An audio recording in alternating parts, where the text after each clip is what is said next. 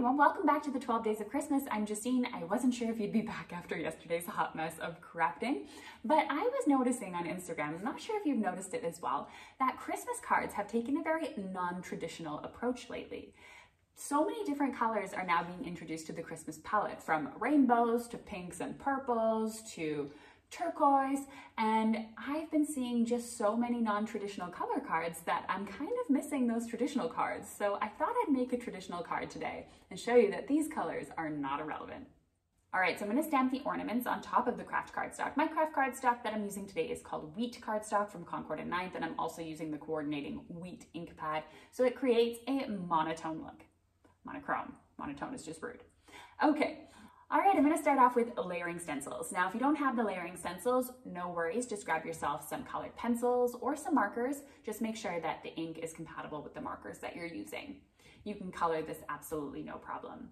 I'm going to be using the layering stencils today, and I'm going to be using the Oxide inks. And the reason why I chose Oxide inks versus any other type of ink is because I noticed that with this particular layering stencil, there's 3 layers, that there are certain areas that they layer on top of each other with 2 colors of ink.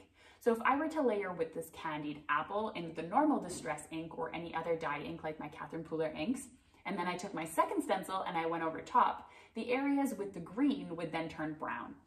That's not what I want. Oxide inks actually sit on top of each other, so it's actually fine to blend red on top of green as long as the layers are kind of dry. Okay, so I'm going in and I am inking up all of the ornaments in Candied apple ink, and then moving on to the second layer, of course, which is Mowed lawn, which is my favorite traditional green color. So my third layer, I wanted to do some gold embossing on top. I wanted to apply some embossing ink through the stencil and heat embossing in gold. And that is where everything, of course, went wrong. I like to show my mistakes because I think it makes me look human. It makes probably you feel better about your mistakes that you make, and just show that it's not about perfect crafting. It's a process. Okay, so I started with my embossing dauber. I thought this would really get into the small areas of this stencil because there's a lot of really small circles and things like that. I wasn't quite sure if the ink pad would get in there. I switched off to the ink pad after that because I thought, okay, we'll make sure that we get double the amount of embossing ink in there. It's not going to hurt. Now, I did figure that my embossing ink, or rather the Distress Oxide ink that was underneath, is probably still a little bit wet because I forgot to dry it. So what I decided to do was pour the embossing powder while the stencil was still on there. So I have definitely a messy stencil that I'm going to need to wash off, but I hopefully have protected the other areas of my card. And I'm also hoping that the embossing powder stuck to the areas that it should have.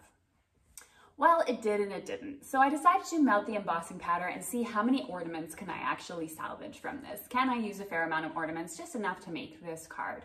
My plan originally is only to use 3, so this might work. Now here's the thing, when you heat emboss something like this, this is one single stamp and it has one single die.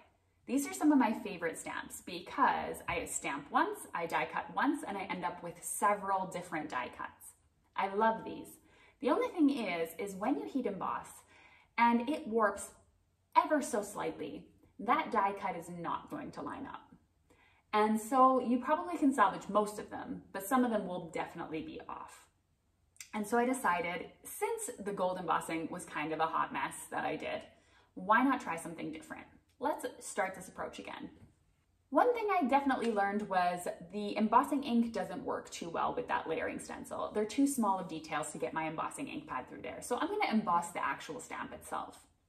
But of course, I got ahead of myself and I die cut it already. I haven't done any of the layering stencil. All I wanted to actually see was, does the die line up on the stamp? I didn't want to put it through my machine, but it was like a muscle memory. I just threw it through the machine and now they don't have color on them. But there is a way to salvage this. So luckily my thing came out in one piece. So what I did was I added a little bit of mint tape to the back to place all the die cuts and keep them all in the place that they would be. So this time what I decided to do was do things a little bit differently. I stenciled the first layer completely normally with the Candied apple, just like I did on the first card. All right, so with the second layer, I decided to do things a little bit differently. Instead of going over top of the areas that were already red, I decided to just do the areas that had the Kraft cardstock. So I picked and chose my areas that I wanted to do with the Mowed lawn this time. And the third layer, I actually didn't do any of the heat embossing. I didn't do anything with them actually, I just left it as is. So that's another great way to get more use out of your layering stencils, is that you can pick and choose. You can layer just one of the stencils, you can layer all the stencils, you can pick and choose which ones, and you'll get different looks each time. You might not need all of them to make the complete image.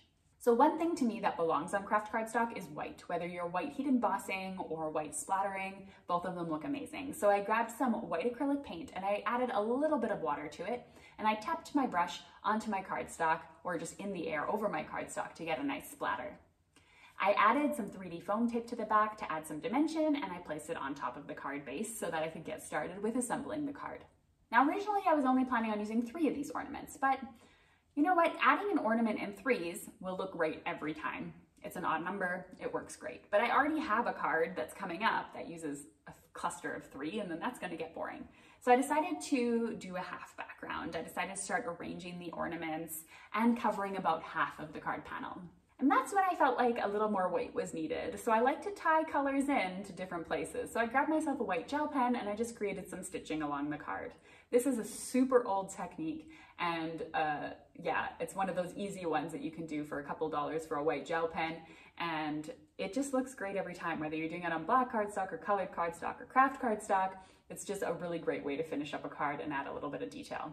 All right, so the last thing I did was just add my sentiment. I decided to stamp in red just to make it really pop. White would have worked and tied in with the splatter. You could have also done gold embossing powder, but I think it would have gotten a little lost on this shade of a Kraft cardstock. So I decided to just go with some red. It is my sincere hope that traditional Christmas colors never die and that we keep seeing them over and over again for years to come. Now I want to show you some of my favorite Christmas cards that I've made in the past, so let's meet over here for the next card tutorial. See you over there.